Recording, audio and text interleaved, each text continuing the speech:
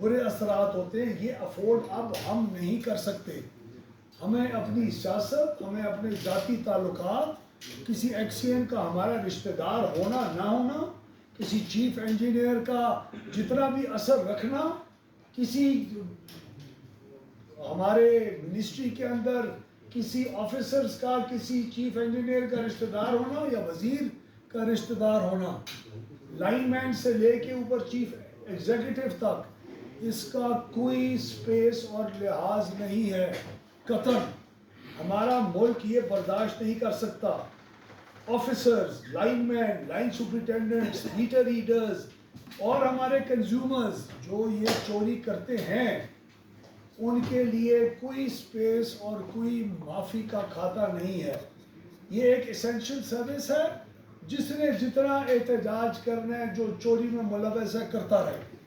ہمارے اوپر جوں بھی نہیں رینگنی اس کی. ہمیں یہ یقین ہے کہ ہمارے ان اداروں کے اندر 20% سے زیادہ ایسے لوگ نہیں ہیں جو اس کام کے اندر ملوث ہیں. ان 20% کا باقی 80% کے اوپر اثر ہونا اور ان کو اپنی آپ کو بچانے کے لیے استعمال کرنا، یہ ہماری آرگنائزیشنز اور ہمارا ادارہ افورڈ نہیں کر سکتا، نہ ہی کوئی کرے گا. ان 20% چوری کا فائدہ اٹھانے والے لوگ، آفیسرز، لائن مین، لائن سپرنٹینڈنٹس، میٹر ریڈرز، اور وہ جو چوری کر رہے ہیں کنزیومرز، ان کا بوجھ یہ پاکستان نہیں اٹھا سکتا. وہ اتنے سارے لوگ اتنی عوام کا بیڑا غرق کر رہے ہیں.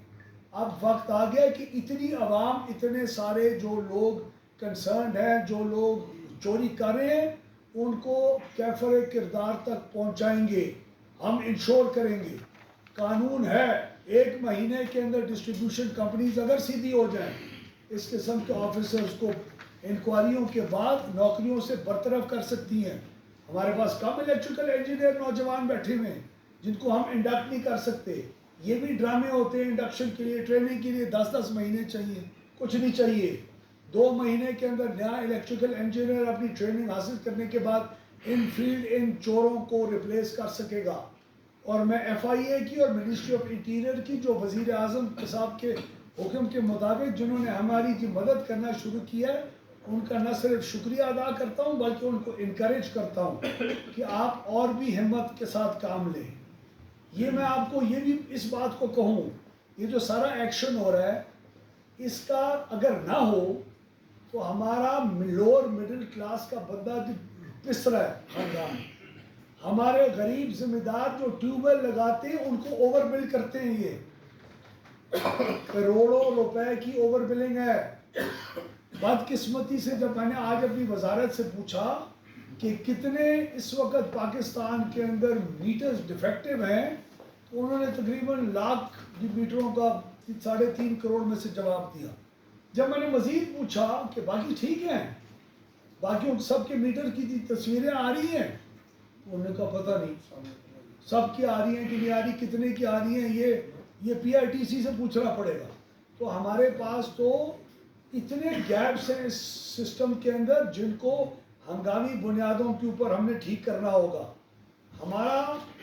میں تمام ڈسکوز کے سی اوز کو ہدایت جاری کر چکا ہوں آج سے 1.5 ہفتہ 2 ہفتے پہلے کہ 23 اپریل سے پہلے، اور وہ خط کو ہم نے پبلک بھی کیا تھا، 23 اپریل سے پہلے ہر لائن مین اور ہر ایس ڈی او ہر فیڈر کو پھر کے خود ہمیں بتائے سسٹم کو کہ اس کے اوپر کتنی کنڈے لگے ہوئے جو میرے کنٹرول میں نہیں آ رہے اور میں نہیں ہٹا سک رہا. ورنہ اگر ہماری ٹیموں نے جا کے وہ کنڈے ڈسکور کیے تو اس لائن مین، اس ایس ڈی او اور لائن سپرنٹینڈنٹ کی نوکری کے اوپر اس کا اثر آئے گا اور ان کو کوئی نہیں بچا سکے گا.